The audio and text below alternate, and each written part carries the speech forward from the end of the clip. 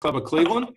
My name is Curtis Danbury. I'm the Vice President of Communications and Community Impact for the Cleveland Indians and board member of the Press Club of Cleveland and your moderator this evening. We appreciate you taking the time out of your busy schedules to talk a little sports tonight. PR guy to PR guy. For those new to the Press Club, it was founded in 1887, is open to any print and broadcast journalists, editors, PR and advertising pros, and anybody that works with them. Our focus is to serve our membership by providing social and educational opportunities and promoting excellence in journalism. I strongly encourage, if any of you are not a member, to please consider joining tonight. Go to pressclubcleveland.com to become a member. And I'd also like to invite you, I mentioned promoting excellence in journalism. We're going to be doing that on August 7th. Our All Ohio Excellence in Journalism Awards will be held virtually on Zoom this year. So please register and join us on that evening. The name of our speaker series, as I mentioned, is Behind the Headlines, which I think is a perfect title for our guest tonight. We always see the players, the coaches, the execs, and hear all the news about our favorite football team, the Cleveland Browns. But lurking in the background, close by, is Senior Vice President of Communications, Peter John-Baptiste. Peter's been with the Browns since July of 2014 and oversees the team's communications, community relations, and alumni departments. Prior to joining the Browns, Peter spent 17 years with the New York Giants. Very similar path that I had, starting as an intern and working his way up the ladder. Graduate of UMass Amherst, majoring in sport management, as a native of St. Croix, where he lived until going to school as a freshman in Massachusetts. So first of all, thanks for joining us, Peter, and welcome to the Press Club. And I want to start there. What was your transition like moving from the Virgin Islands to the East Coast? That's pretty funny. Curtis, thanks so much for the introduction. It's great to be here with this group. I think I've been among your presence maybe one other time when you had the opportunity to listen to, I think Sashi Brown might have spoken to you guys at some point, maybe 4 or 5 years ago. But good to be with this group. Like I said, Curtis, thanks so much for hosting. It's always good to talk PR guy to PR guy. I remember when I moved to this town in 2014, you and Tad Carper from the Cavs took me to lunch. We haven't met for a meal since then, so that's not a good thing. So we got to find a way to meet again for lunch or dinner or maybe just drinks even. But I guess your question was about my transition from the Virgin Islands to UMass Amherst. I think a lot of people who work in sports grow up as sports fans. Many people have dreams of and a lot of people who cover sports too. Many people have dreams of playing in professional sports. Well, my dreams never really came close to becoming a reality. But I knew when I was in high school that I wanted to work in pro sports. My mom was from Massachusetts, so I always, a lot of kids who grew up in the Virgin Islands, when you're looking to make that career jump and you're looking beyond where you've grown up, you look to come to the U.S. to go to college. So my mom had a connection, obviously being from Massachusetts. I looked at UMass Amherst because I knew I wanted to work in sports. And it was really a no-brainer for me once I got in. I learned so much about the UMass sports management program, how many connections they have. You could just look here in Cleveland, for example. You guys might not know this, but Chris Antonetti, the president of the Indians, is a UMass alum. And then you look at the Cavs and their GM Colby Altman. He spent time in the UMass graduate school program as well. So UMass has a lot of connections in Cleveland, and really that was my thought on why I'd go to UMass and major in sport management, because I wanted to work in pro sports. So how'd you get your foot in the door at the Giants? Foot in the door at the Giants. You guys know the sports business. A lot of it is, networking and knowing people.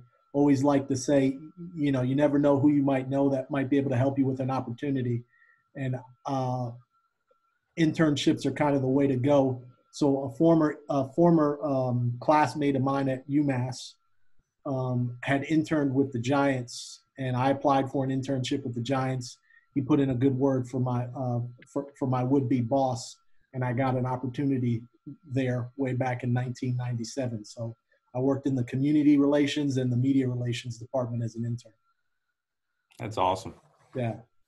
So PR-wise, we always talk and make jokes that, we could write a book some days with the stories and the experiences we've had. So I want you to pick one of these 3 road trips and road games while you were with the Giants, and then pick one and tell us why that one was so memorable. So first, landing in Mississippi for a game in New Orleans and a famous bus ride that followed. 2, being stuck in Kansas City overnight when the dome in Minneapolis had snow break through it and you had to go play in Detroit. Or following that road trip on Christmas weekend in Green Bay, you need a win to get in the playoffs. You got smoked, and then you got stuck in Green Bay for 2 days because of the snow. Man, you've done your research on these, huh? I am impressed. I mean, I could tell all those stories, but I don't want to bore anyone with all those stories. I'd say probably the best one that the best ones that you talked about was definitely when we ended up playing. I think we ended up playing on a Tuesday night in Detroit, and this was our trip to Minnesota. We got stuck. We had to stop emergency landing, I think, in Kansas City because there was too much snow in Minnesota. This was obviously late in the season. And we got stuck in Kansas City for the night. We thought we were going to fly to Minnesota the next day to play their game. But this was the old dome in Minnesota. There was too much snow. Snow caved in the roof. So the Vikings game got canceled and we had to find another venue. So I don't know how the NFL, you think just when you've been in this league for a long time, you think you've kind of dealt with everything.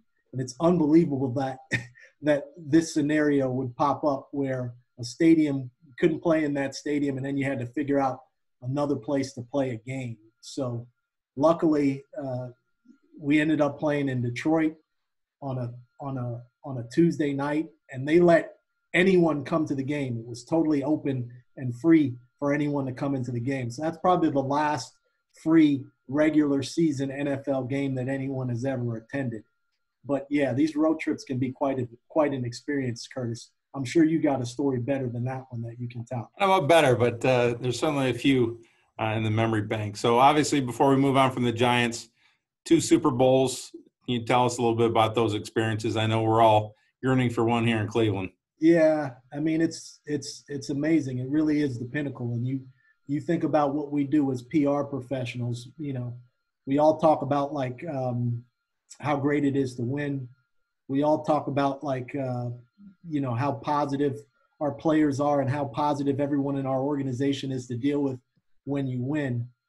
But that Super Bowl, it's just the amount of requests you get. I mean, it's like nothing I've ever experienced, but nothing, obviously I wouldn't trade for. The amount of media requests you get for your players who might be like the 53rd man on the roster.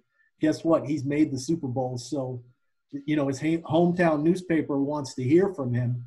And as a PR guy, like you want to make sure that all your team members can get their shine when you're having that type of success. So those two Super Bowls were unbelievable experiences. The first one in Arizona, was a time when no one really thought that we would make the Super Bowl. Remember, we played the Patriots the last game of the season. They were playing for an undefeated season that year. And just the media requests we got for that last game of the season were out of this world because the Patriots were going for, they were going for an undefeated season. And we were ignored. We were ignored that week, it felt like, leading into the game because they were the story. But I just remember we played the Patriots so close in that game. That gave our team a ton of confidence, and then ending up playing with them in the Super Bowl, kind of obviously gave our team the confidence to know that they could hang with the Patriots. But I would say what was interesting about that year is we played in the first international game, the first NFL international game of this last series. We played the Miami Dolphins, I think it was in week 7. So for us, like dealing with international media that year was really a first for our organization. And it really prepped us, I think, and gave us a nice outlook as to what we might face leading into the Super Bowl. So I always remember having, conversations with our head coach, Tom Coughlin, leading into the Super Bowl and talking to him about what that week would look like from a media demand perspective, and really pointing back to like all the international media coverage we got leading into that international series game against the Miami Dolphins. So those are kind of the highlights from those years. I also think about you guys all saw, and many of you probably covered the parade here in Cleveland when the Cavs won. There's nothing really like that feeling. And as a PR professional, right, we're working throughout the whole process, but we're also trying to enjoy a little bit of the experience and soak it up, because you never know when you might be able to, encounter stuff like that. Any funny stories from the British media? You know what was weird? Something we've kind of taken for granted, and something that is changing for you and I right now, Curtis, is in the UK and in soccer, like there's no media access in the locker rooms. So I remember going and doing our training. We trained during the week at Chelsea at their facility. And I remember their soccer players being around the facility and watching how we interacted with the media. And they thought it was like ridiculous when we allowed our US media members into the locker room after practice to interview our players. So that's something I think that we've always just kind of taken for granted, because it's what we do. And let's be honest, we know what it is. It's like media members want to form these relationships with our players. And, in order to do that, you got to be able to do that casually. So every interaction with our players is not like a formal press conference. And I think a lot of times, if you look at the relationships that our media members develop with our players over here, I think a lot of those relationships are good and positive, because you're able to have that interaction in a locker room in a casual setting. If you look at the way the media covers the Premier League, there's no, it's a lot more tabloidy in media over there, I would say, because they can't really develop those personal relationships with the players. So I'm a person who, I'm reluctant to say this, because it kind of seems this is the direction we're going in right now because of COVID. That locker room access and the bonds that the media are able to develop with our players in the locker room, professional relationships, is I think something that's going to hurt the way our players are covered, because media members can form those relationships and tell such better stories about our players having that type of access. So that's I guess that's kind of off on a tangent from the funny stories about the UK, but I'm just the person just kind of goes. So bear with me. It's all good. I think it's a great point, though. We're seeing that right now. The media has a great relationship with Terry Francona over the years, but we just had Derek Shelton, brand new manager in Pittsburgh, and I think it's difficult to form those relationships between the media and the manager just based off Zoom. So I think it's a great point, and something we need to find ways to overcome that moving forward. So yeah, what led you from New York to Cleveland? What brought you and moving your family to this city? City of Cleveland. I mean, come on, man. The Browns. I wanted to be here.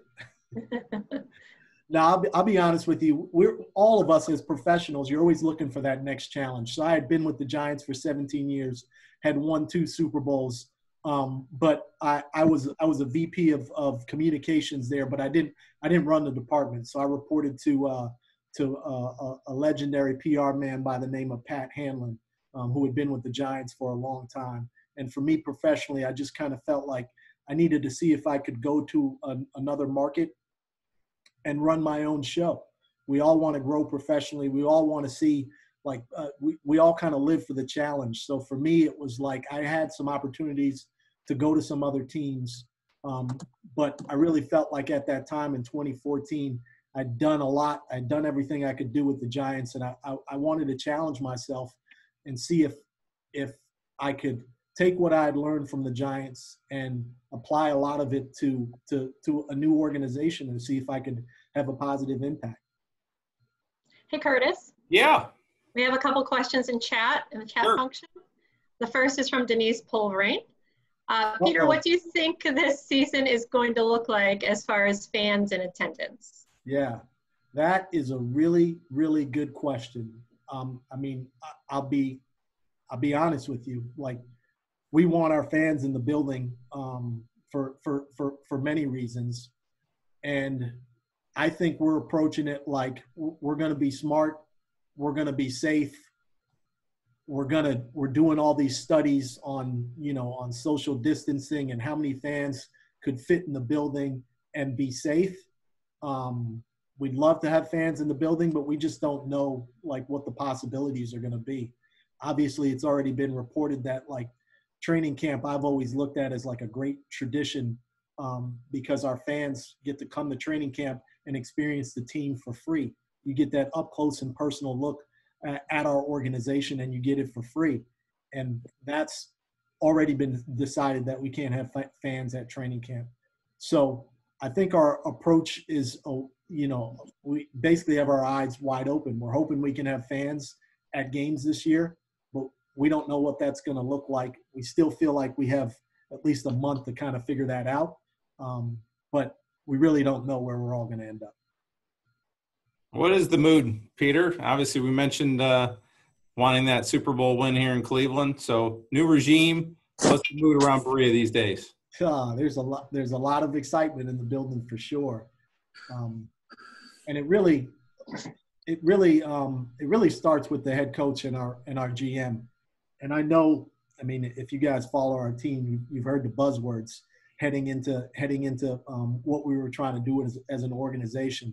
And you've heard that word alignment, how important alignment is, and really making sure everyone's, pulling in the same direction and working together.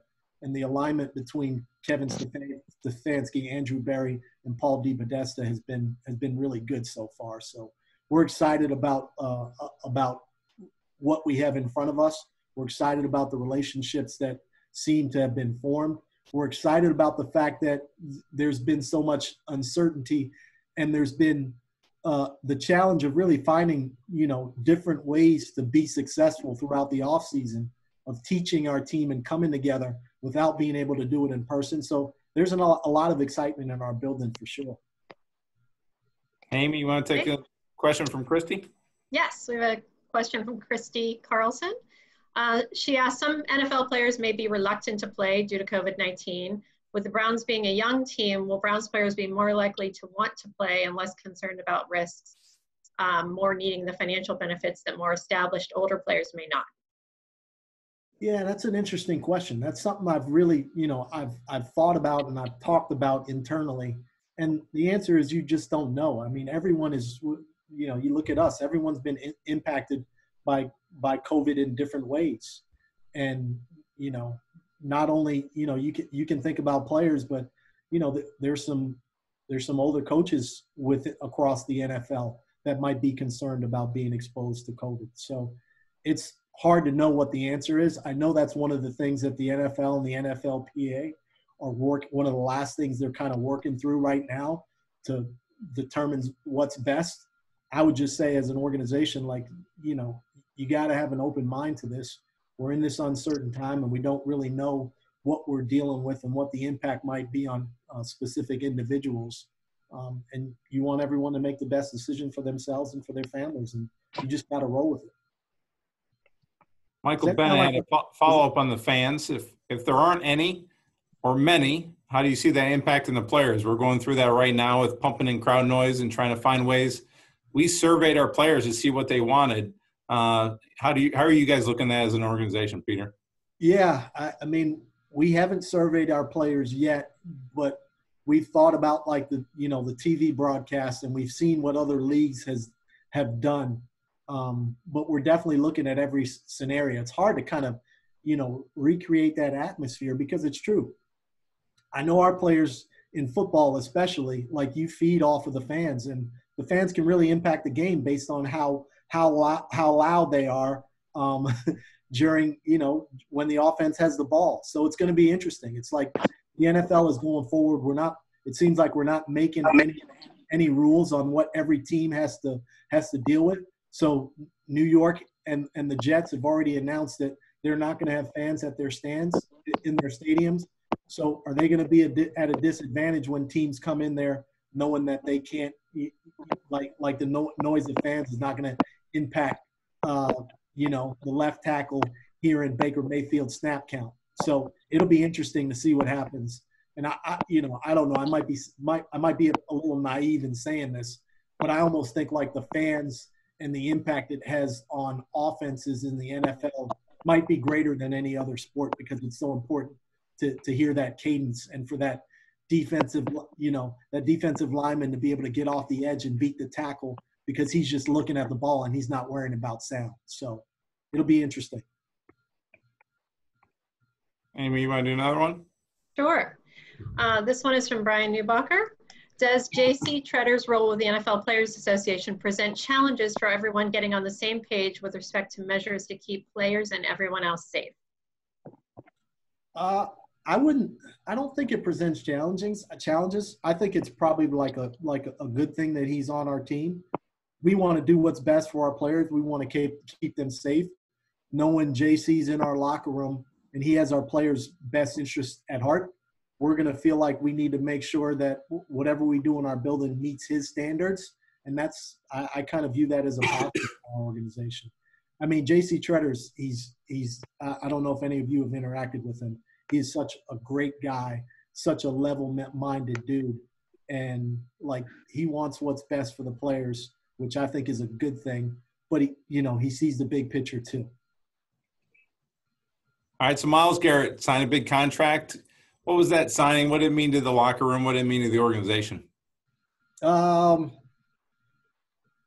don't know if you guys saw this little tidbit, but we haven't re-signed many first rounders since the team has returned. In fact, he was the first one we've signed to a new contract since Joe Hayden. So I think it meant a lot to our organization to be able to, draft someone number one overall, them come in and perform at a high level on the field, and you being able to reward that player, know that he's going to be with the organization for a very long time. Now, obviously, we know Myles had the incident last year that we all had to deal with, but we made the decision that we know Myles Garrett. We're not going to let that one moment define who he is. No, nor will he.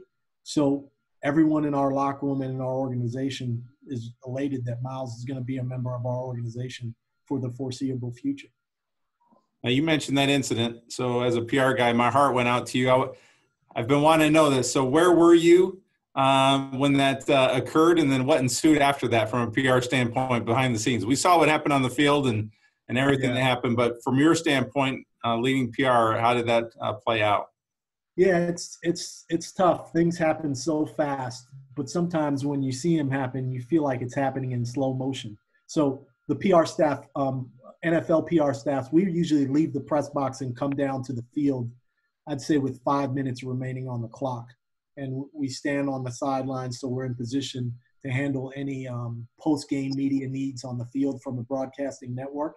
And also we want to get there so we can, meet with the coach and really start meeting with our players so we can start to get a sense of the vibe and prepare our players heading into their press conferences and their media availability right after the game ends. So I remember the three of us, myself, Rob McBurnett, Dan Murphy, who are our directors of communications for the team. We were standing on the sidelines kind of, basically organizing how we were going to take care of our network partners after the game. So ESPN, they were going to want to, they were going to want one of the, the primetime performers of the game. We had NFL Network, their sideline reporter was going to want to get with Baker Mayfield. Fox was there. They were probably going to want to get with Myles Garrett since he had 2 sacks. So we were literally going through, all right, Murph, you got Myles, Rob, you take Baker, I'm going to handle coach, whatever we were doing. And then all of a sudden we just see this little ruckus, and it was almost like in slow motion. You kind of see Myles, engage with Mason, and then you kind of see what happens in the end zone, and you just see that helmet, and you're just like, your heart almost stops because you're just like, man, is this really happening? We're about to beat the Steelers for the first time, and we got this happening, and you just instantly know it's a primetime game. This is going to be a whole different mood in the locker room after the game because of what's going on. And, PR person, I mean, I'm being honest with this group now. Like, we're trying to control the message as soon as it happens. And we knew Baker was going to be asked, and Baker was going to be with the network right afterwards. So we're going over real quick our talking points on the questions he's going to get, so he knows, he knows what he's going to face, and we're going to give him a little advice on how he might want to handle it. And immediately things just happen so quickly. We go into the locker room. Coach is going to address. He's going to address the team as a whole. I'm always the type of person, just being honest, when there's an issue out there that needs to be addressed. We all know the world we live in right now with the media. You're going to want to address that issue up front as quickly as possible. So in Miles's case, like, he was going to stand in his locker, and he was going to address the issue right there so we could start moving past it. That was the decision we made. Miles talked briefly afterwards. He didn't go into any details about what happened and what transpired. He was, you could tell he was remorseful immediately, which I think was a good thing. But we all know in the days after, it turned into way much more than just a big skirmish after a game. So, Curtis, we have some more questions in chat. If you'd like to take some now. Yeah, so Christy was asking, do the Browns plan to do anything to show support for Black Lives Matter? I know this has been a huge topic internally for us on how we as a community leader can evoke change. What's happening inside your walls on this topic? Yeah, I mean, this is honestly, what's going on right now is something that as an organization we've tried to embrace and impact since I came in 2014, really. I mean, we've always encouraged our players to use their platform and speak up against injustice. I always think about like Andrew Hawkins after the Tamir Rice shooting.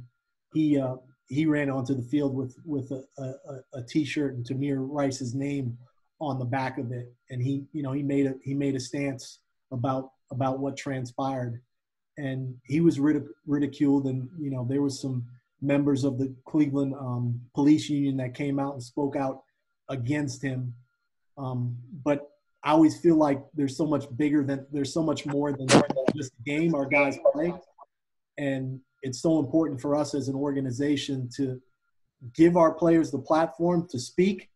But I also think that as an organization, it's important for us to take a stance and lead in these issues. So we have a social justice committee within our organization that's comprised of myself, Ted Tai Wang, who is our general counsel, Jenner Takancic, who heads up she's our VP of Community Relations, Ron Brewer, who is our Director of Player Engagement, and Renee Harvey, who's our VP of the Cleveland Browns Foundation.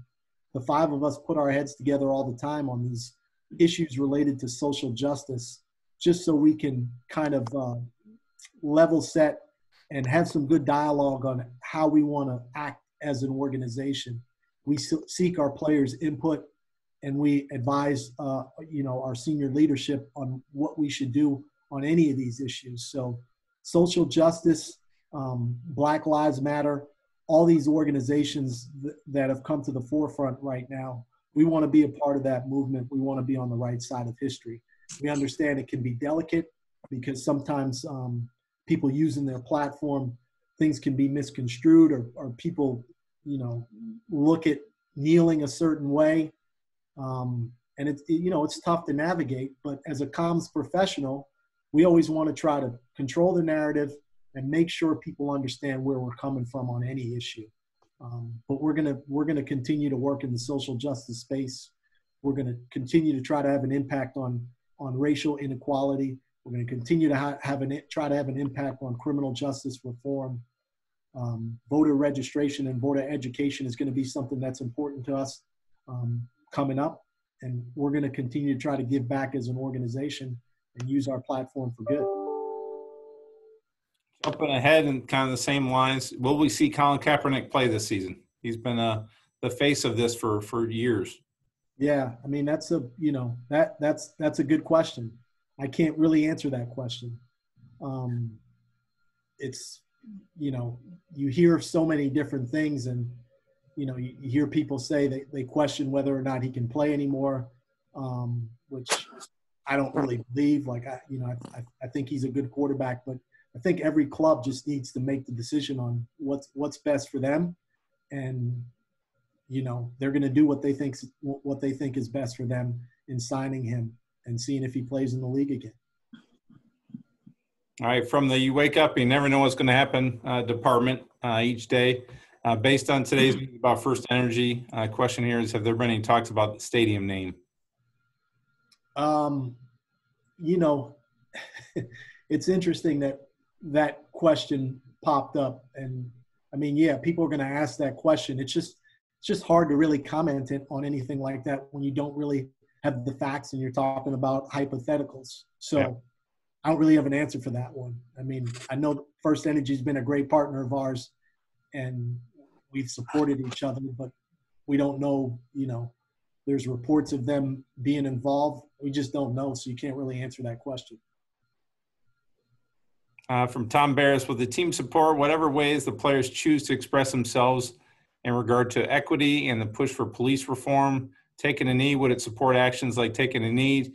Do other team owners get any input on the Redskins name change? There's a bunch of questions in there, Tom. Yeah, that's a lot. Browns intend to use Cleveland police in the game security plan. So maybe we take these one at a time. Yeah, so I will start with our players kneeling.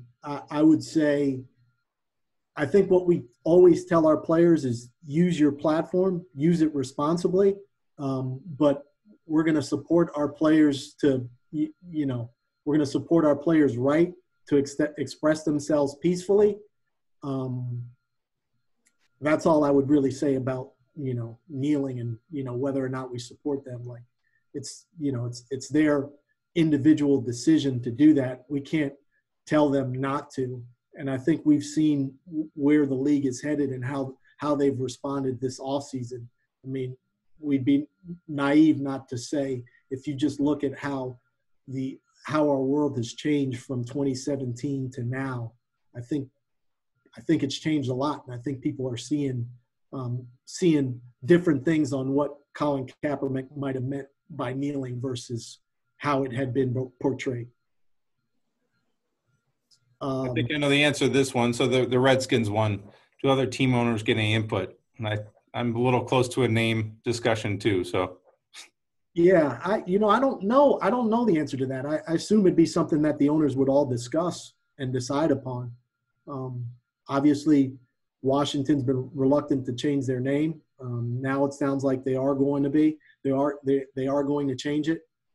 I think everyone's looking at how times are changing and everyone's reflecting on, the impact of all these different images in society, the impact they have on people, and everyone's trying to do the right thing. And it's tough to really navigate because, you're dealing with people's opinions and those things change. So I don't really have an answer for that, but I would imagine any name change would be discussed by everyone. Jumping at Denise's, when you talk to the players and coaches right now, what's their overwhelming feeling? What's the vibe? Focused on winning, worried about the unknown of COVID, lack of fans? What are they focused on right now? It's hard to say. I think they're focused. Everyone wants to know what's going to happen. Like there's so much uncertainty. Everyone wants to know, okay, what's tomorrow going to look like? So I think they want to get to training camp. They want to know. Everyone wants to know what the rules are. And they want to play they want to protect their loved ones and themselves, but they also want to play the game they love. So I think that's what the mindset is. Let's get to work. How have the Browns operated in this pandemic? Are you still working remotely? with summer, summer camp starting to hopefully open up, how's that been playing out? Yeah, it's been, we shut down the offices on, I want to say March 13th, and no one was in the office until June 1st. So that was, a long couple months out of the office that everyone worked remotely. And I think June 1st, we probably brought back, I don't know, maybe 15 to 25 employees to start working in the office regularly and really start working on the plans on what our building would look like when the players return. So now we've gotten to the point where our building is up and ready and running and ready for return. We've had to expand some of our player spaces into some of the normal front office spaces. So not all of our employees are going to return to the office anytime soon. So we're still in a little bit of flux, just like anyone else. I've been coming into the office since June 1st, but still have the flexibility to work from home some days. So I think we're all being flexible and we're all kind of rolling with it. But we do know, like, once training camp starts, obviously the building's got to be ready and everyone will be in the building more regularly and on a daily basis. How about the draft? Any funny stories coming out of that? That was pretty impressive in the middle of a pandemic that NFL was able to pull that off and do that remotely. Yeah, it was. The draft was, it was, I think everyone was really, really worried about, like, what could go wrong. And our IT people, I don't know, I think every company's probably praising their IT people for making things so effective and making sure things have run so efficiently throughout the entire process. But the draft surprisingly went on without a hitch. I think maybe like right before the draft started, I think our head coach, Kevin might have lost like internet access for a couple of seconds. So we were a little bit concerned about it, but fortunately our IT department planned for everything, and there was a way for him to pop right back on. So there was nothing really funny. I just think what was cool about the draft, and it'll be interesting because obviously Cleveland's hosting the draft next year, is that element of seeing front office personnel and seeing the players around their families. I think in the future for broadcast, I think we're probably going to continue to try to amp that up so we can get that look. It just humanizes our employees and our players so much more to be able to see them around their families. So I think throughout these pandemics, I think we've all learned new ways to do things, and in many cases learned better ways to accomplish our jobs. So it should be interesting. Your IT department didn't have an RV outside Kevin's house, like I think it was at the Lions? Yeah, no, there was no RV, but there was some corporate housing that our general manager lived in, and I think they were next door. So if anything had went wrong, they could have jumped right in. All right, Hard Knocks. Tell us, from a PR standpoint, we all saw what we saw. What happened behind the scenes, and from your standpoint, communications, working with the video crew, you were involved in any of the editing sessions. Like, how did that? I've always been fascinated by that behind the scenes. Yeah, it's Hard Knocks it's hard now. The cameras they have and the access they have, and being part of it. It's funny. It's like you don't really have any editorial control.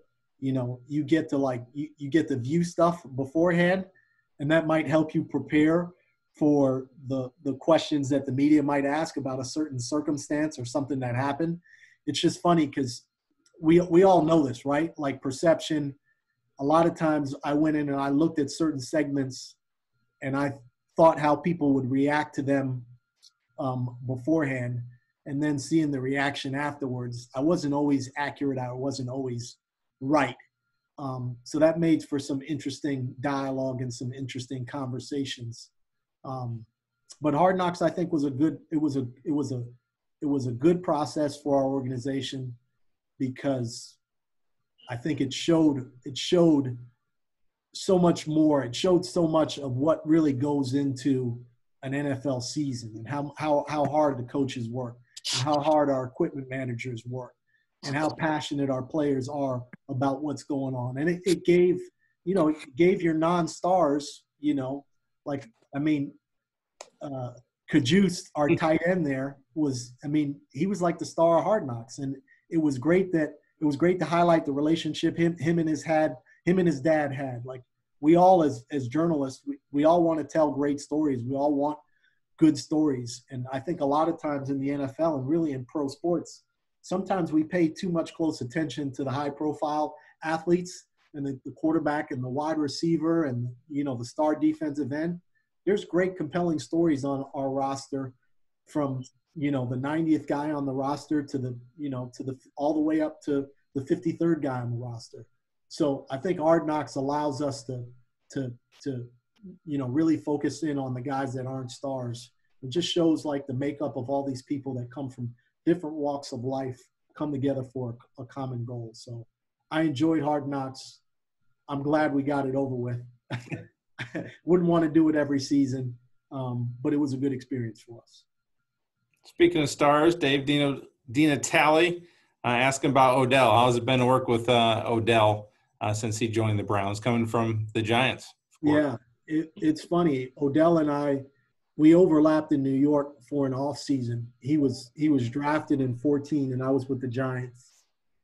And let's just say he quickly came in, and there were immediately some things that the PR guy had to deal with because he attracts so much attention.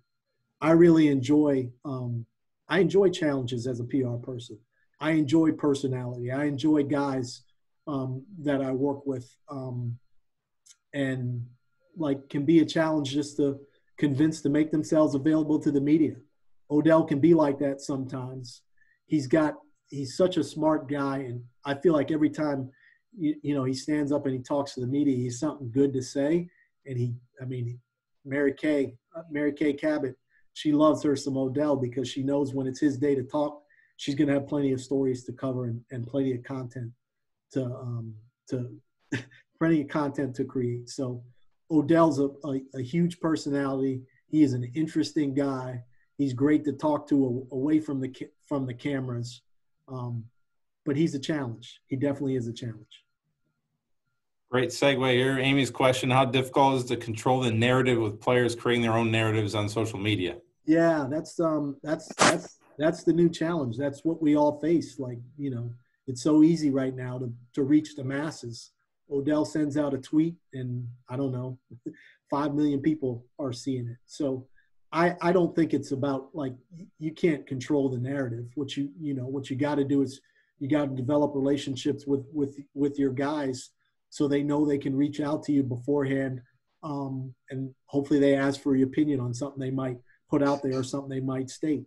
But I think, like, the leaders of our team and the leaders within our organization set a good example and set a good foundation of what we expect of our players on how they should, conduct themselves. And you're not always going to be right. It's not always going to be positive.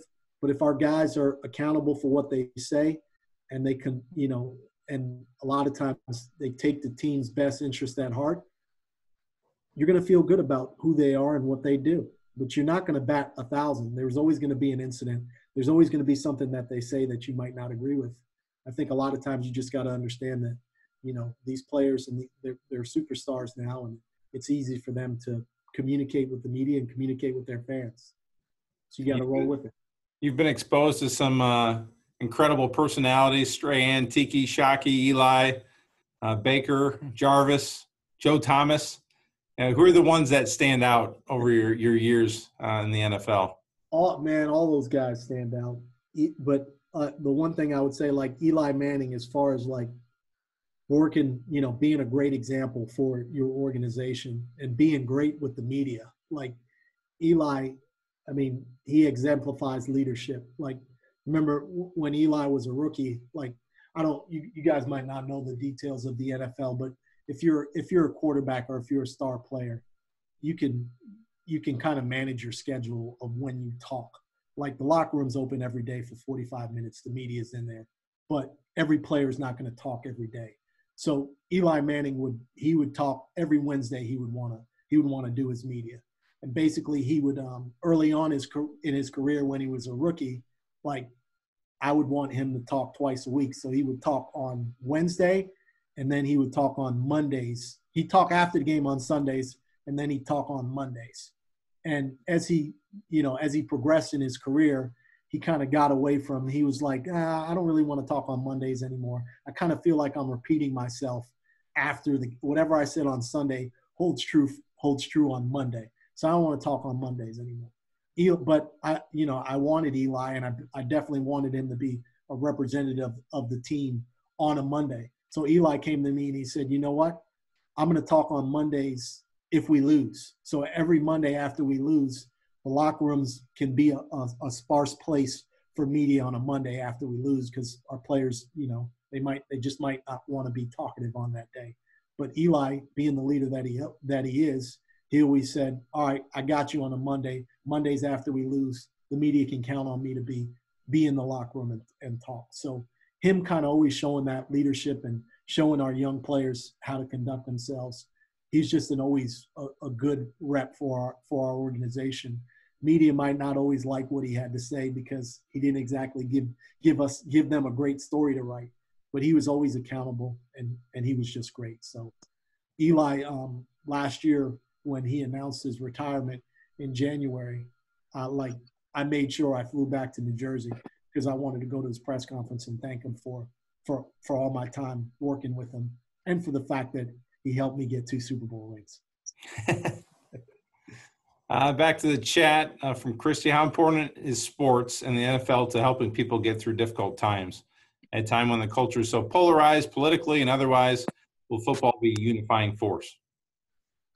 Yeah, I think you nailed I think you hit the nail on the head. Like, that's what we always say is the value of football and really sports, right? It's about bringing, if you look at the locker room, it's about bringing all different walks of life together for a common goal to win. And then you look at beyond the locker room with our fans. I mean, we got fans in our stands and fans of the Browns from all over the world. And football and sports can be such a unifier for our community that's what we really want it to be. Now, I know I'm saying this, and I talked about like some of the divide that has been created in our country with players speaking out and players, reacting to different things that are going on in the world, and that being viewed as divisive. But I always say this, I look at our players and I look at the fact that we got players that came up from all different parts of this country, but they can relate to each other in the locker room and come together in the locker room for a common goal. So oftentimes I look at them as like experts on how to like put aside your differences to come together for a common goal. So that's why we always talk about them using their platform. And that's why we always talk about like what the game of football and the Indians and the Cavs can do for our communities. It's just, there's no greater unifier than sport. Ownership. I know we always see and hear about Jimmy and Dee in the public eye, but similar to the Dolans, we get to see them behind closed doors, see them as real people. Tell us about how they operate and how passionate they are about our community right here in Cleveland. Yeah, the Haslams are awesome. Our whole give back initiative and what we do for our fans, whether it's the work we do in education, the work we do with CMSD, the work we do with our Fields program, like that comes from Dee and Jimmy.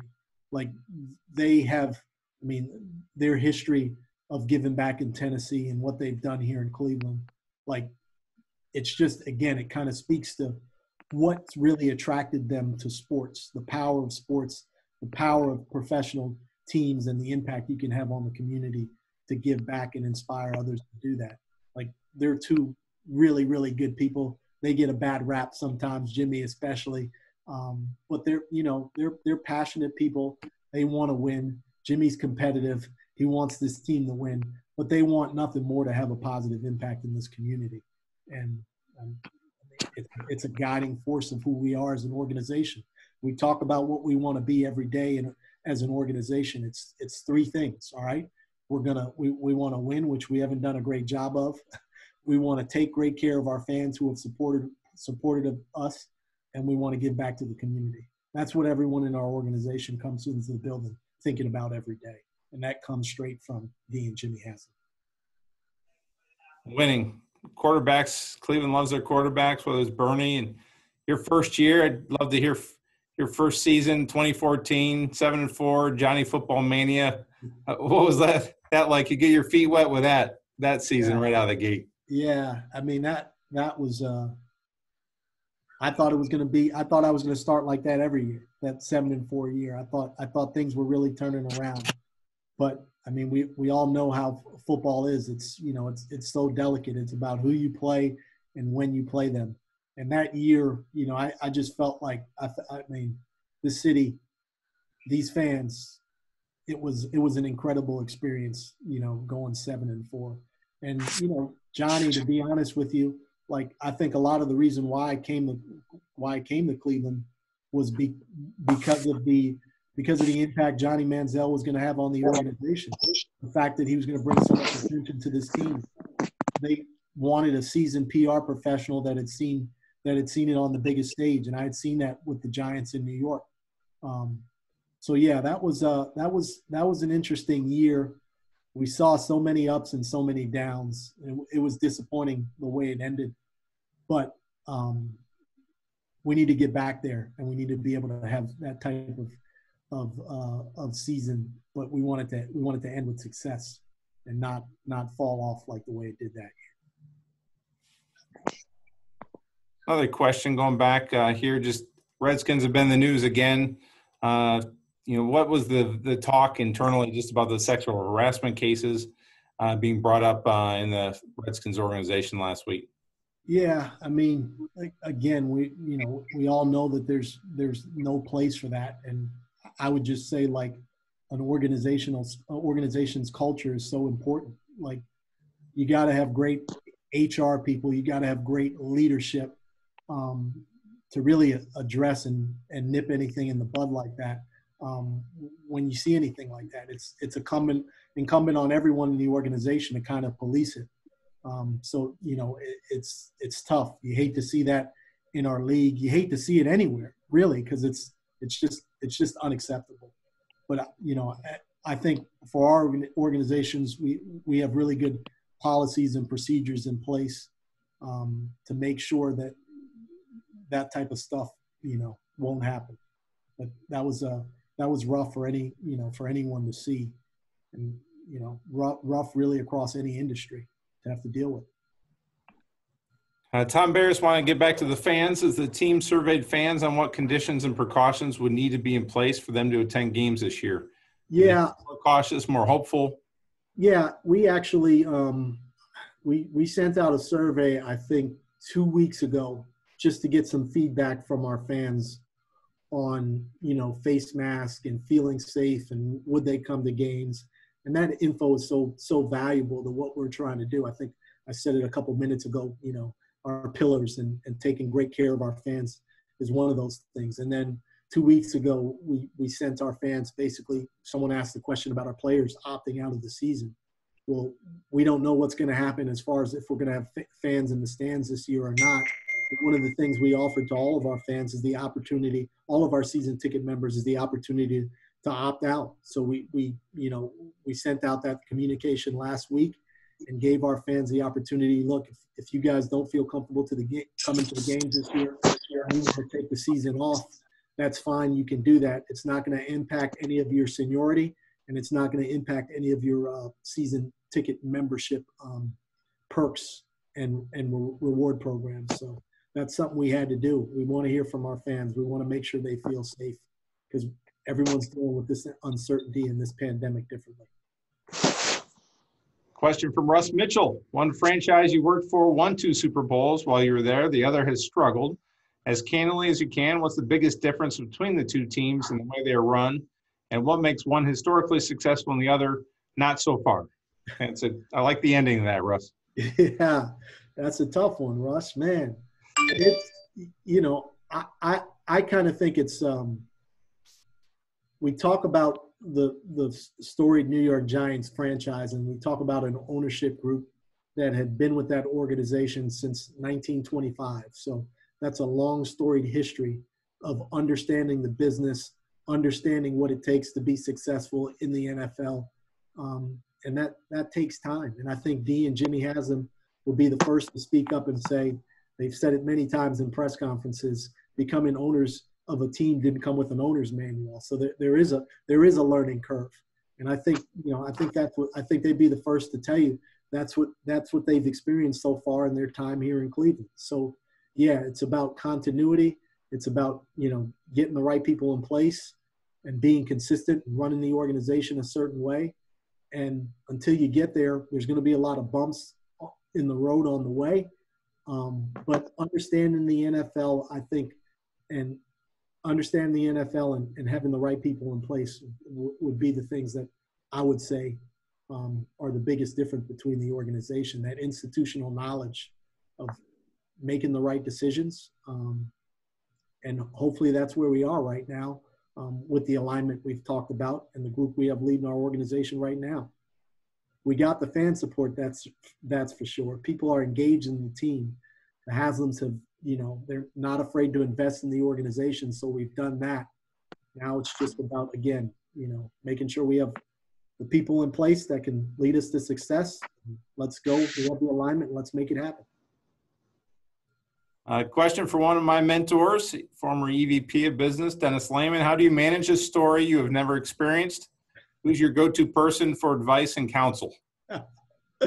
Wow. That's, I think I said that earlier. Just when you think you've dealt with everything and anything, something else happens and you're just like, wow. My mentor is, I mentioned him earlier. His name's Pat Hanlon. He's worked, he's been in the NFL. I want to say he's been working in the NFL for probably 35 years, and he's done a great job with the Giants, and he's seen everything. So I rely on him a lot for counsel. Also, I think we got really smart people, in our organization that I can rely on and talk things through with, like Dave Jenkins, our COO. There's nothing I can't go to him and talk to him about an experience we've been through that we might be dealing with to get his counsel. But, ultimately in PR, it's tough, man. It's just, that's a tough question to answer because you never want to say never. Like, I could wake up tomorrow and I could be dealing with something I never faced with, but I have seen a lot in my 21 years in the NFL right now. And you got to rely on your experiences to make the best decisions on how you might handle a circumstance. I mean, I can talk about my Giant days, and Curtis brought up some road trips. One of the road trips I'll never forget about is one. This was after we won the Super Bowl in 2008. Woke up one morning and was about to go on a road trip after Thanksgiving. We were headed to Washington. I think our team at the time, we were 10-1 coming out off a Super Bowl year. Our only loss that year early on, it was a Monday night game in Cleveland. We lost to the Cleveland Browns in Week 4, and we were going to Washington to play the team in Washington, and I got a call that morning because one of our players was out late and put a bullet through his thigh in a nightclub in Cleveland. That was Plexico Burress. So that was an interesting morning, and that was something I never dealt with before. But in all these times, no matter what it is, no matter what you're dealing with, like, we all try to gather as much information as we can to make the most informed decisions. And when you have a strong ownership, and you have ownership that wants to be involved, like the Haslams or the Maras at that time, you sit down and you talk about everything that you might face, and then you deal with the circumstance at hand and you move forward. Plexico put that, had that incident where he shot himself, and we knew pretty quickly that we were going to have to make a decision. We were going to have to deactivate Plexico, and he wasn't going to be a member of our organization for the remainder of the season, despite the fact that he had helped us win the Super Bowl before, and the fact that he had gotten us to 11-1 season. So those are tough decisions that you need to make. You make the right decision. The PR part of it and controlling the narrative are easy to have to handle and have to deal with. because you made the right decision dealing with the circumstance. We've been dealing with that for the past 3 months. Who could have explained or predicted what we've been through? Yeah, no doubt. Recently. Will we have Browns cheerleaders anytime in the foreseeable future? No, there's no plans for Browns cheerleaders in the foreseeable future. It's funny, the Giants organization that I work with for a long time, there's not too many organizations that don't have cheerleaders in the NFL. I think it might be less than a handful, but I work for the Giants. We didn't have cheerleaders. I came to the Browns and we didn't have cheerleaders. So NFL has canceled the preseason. Denise is asking this. Any reaction to this? I can't comment on that right now because it's not official. Have they put out a release that says they've canceled the preseason? The NFL has? You sure?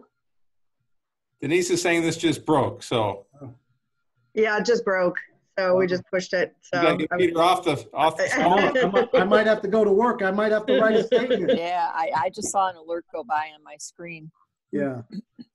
See right there, that's the world we live in. It can breaking change news, Peter. Yeah.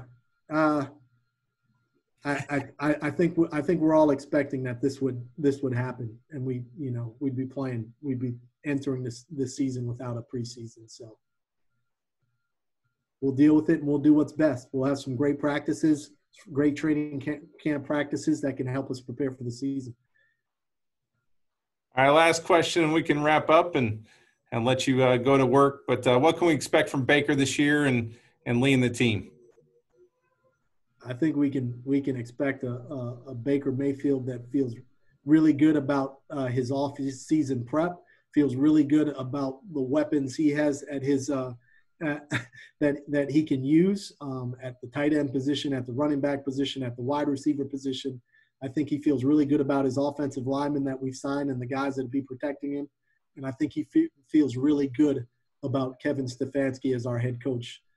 And Alex Van Pelt as our offensive coordinator. So I'm looking forward to a great season for Baker Mayfield. And here's just a hunch: if he plays better and he plays well, he'll probably be a better person.